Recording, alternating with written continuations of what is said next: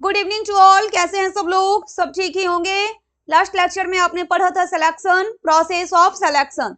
आज हम पढ़ने वाले हैं इंटरव्यूइंग मिस्टेक्स, यानी कि जब इंटरव्यू लिया जाता है आपका, जो आपके इंटरव्यूअर्स होते हैं, इंटरव्यू लेने वाले जो होते हैं, उनके तरफ से कई बार कुछ मिस्टेक हो जाता है, कुछ गलतियां हो जाती हैं।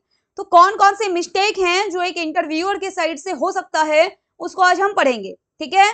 सबसे पहला है आपका हेलो इफेक्ट। ये हेलो इफेक्ट में क्या है ना, देखो, वन मार्क्ड कैरेक्टरिस्टिक, केवल एक कोई कैरेक्टरिस्टिक्स के बेस पे कैंडिडेट को पूरा का पूरा उसके इंटायर पर्सनालिटी को जज कर लेना, इसको आप बोलते हैं हेलो इफेक्ट।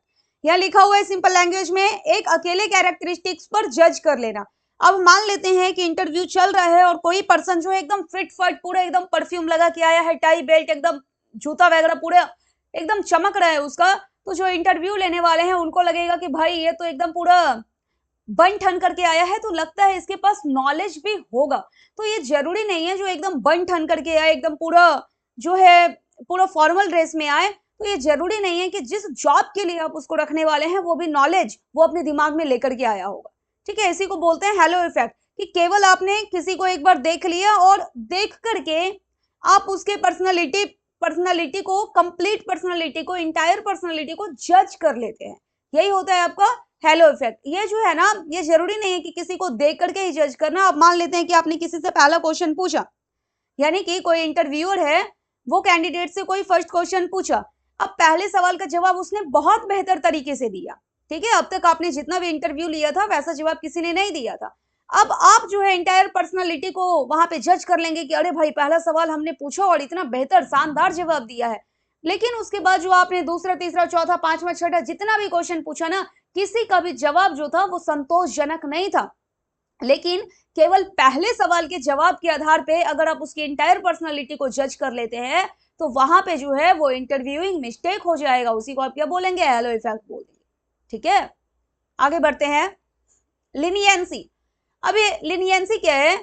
कई बार ऐसा होता है जो इंटरव्यू लेने वाले होते हैं, इंटरव्यूअर जो होते हैं, उनका जो है ना वो कॉन्फिडेंस की कमी खुद ही उनमें होती है और इंटरेस्ट वो नहीं दिखा पाते हैं रेटिंग में। ठीक है, तो lack of confidence and interest in rating, consistent leniency by giving him high या फिर लो स्कोर। इसका मतलब ये है कि कई बार जो है अगर आपके इंटरव्यूअर जो हैं वो ही लिनियंट है, तो वो क्या करेंगे ना, जो भी कैंडिडेट आए जा रहा है एक लाइन से, पहले वाले को उसने या तो ज्यादा स्कोर दे दिया, दूसरे को भी ज्यादा स्कोर दिए जा रहे हैं, तीसरे को भी ज्यादा स्कोर दिए जा रहे हैं, या फिर लो स्कोर एक लाइन से सबको दिए जा रहे हैं। कौन कैसा जवाब दे रहा है, अच्छा जवाब दे रहा है या फिर खराब जवाब दे रहा है, सेटिस्फैक्शन के साथ है या फिर अनसेटिस्फाइड जवाब दे रहा है, इस बात से कोई फर्क नहीं पड़ता। बस एक लाइन से सबको या तो ज्यादा स्कोर देते जाओ या तो एक लाइन से सबको लो स्कोर देते जाओ।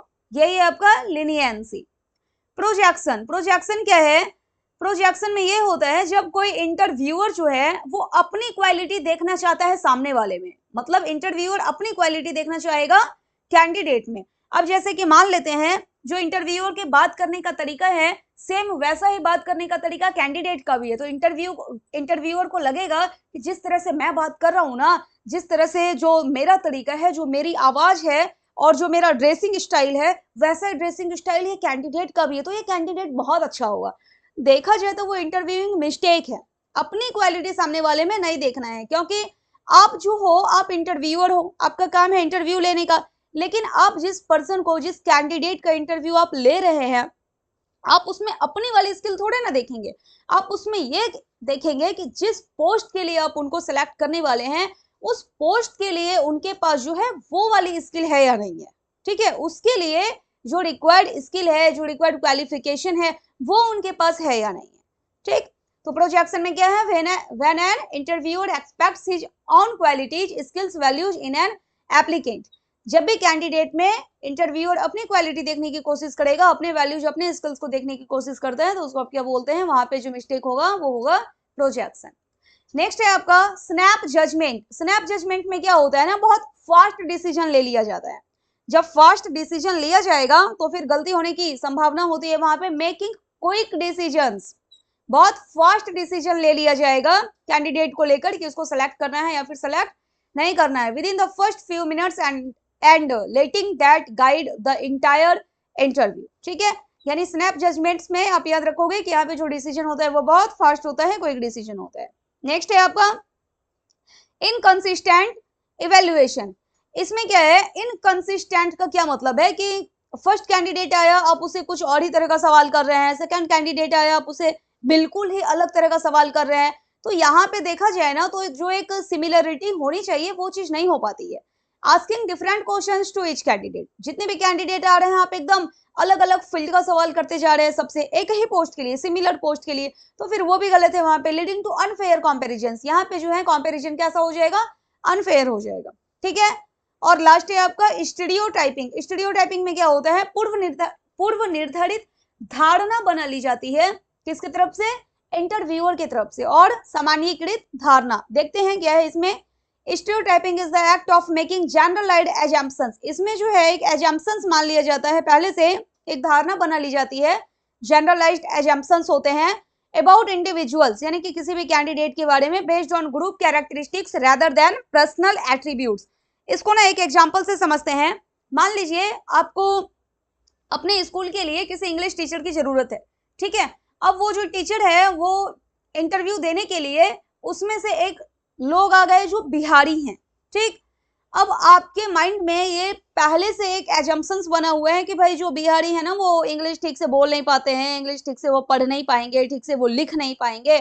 अगर उस पर्सन की इंग्लिश बहुत अच्छी है फिर भी आप उसको जो है वो रिजेक्ट कर देंगे, आप उसको सेलेक्ट नहीं करेंगे। कारण क्या है, स्टीरियोटाइपिंग। क्योंकि आपके माइंड में जो है, इंटरव्यूअर के माइंड में जो है धारणा पहले से बनी हुई है कि जो बिहारी होते हैं उनकी इंग्लिश बेहतर नहीं होती है। तो इंग्लिश बोलने वाला कितना बेहतर कैंडिडेट आपके पास आ जाए, आप उसको क्या करेंगे, सेलेक्ट नहीं करेंगे। तो ये भी एक मिस्टेक है। क्या कहेंगे इसको, कौन सा मिस्टेक है, ये स्टीरियोटाइपिंग है।